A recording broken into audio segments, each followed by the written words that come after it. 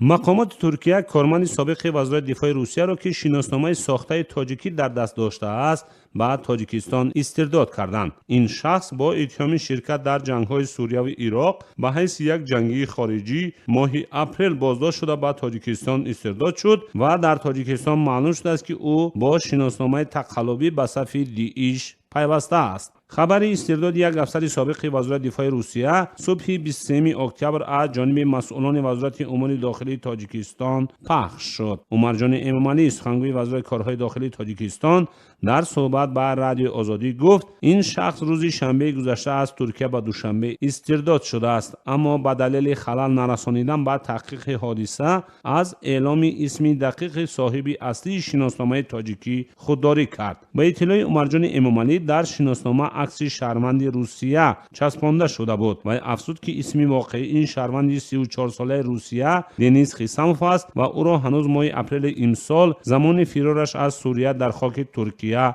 بازداشت کردند. به دلیل در دست داشتن شناسنامه تاجیکستان به دوشنبه استرداد شد، زیرا به گفته عمرجان امامعلی مقامات ترکیه مشخص کردند که این مرد در جنگ‌های سوریه با پشتیبانی از گروه دولت اسلامی جنگیده خواسته است به وطن برگردد. سخنگوی وزارت کارهای داخلی تاجیکستان در این رابطه گفت همکاری خواهیم کرد در این مسئله. جای باشه از این است که همچون یک کارمند وزارت مدافع همچون نامزد علم‌های تکنیکی است. همین اوج ما را شخصیت گفتم و کار کرده معلوم کرده شده ممکن پاسپورت هم را کسی دزدیده به ترکیه برده است یا که خودی شهروند هم وقتی که به سوریه رفتن ممکن در چی مونده شده را موردی پیگرد در چیزی ما نیست.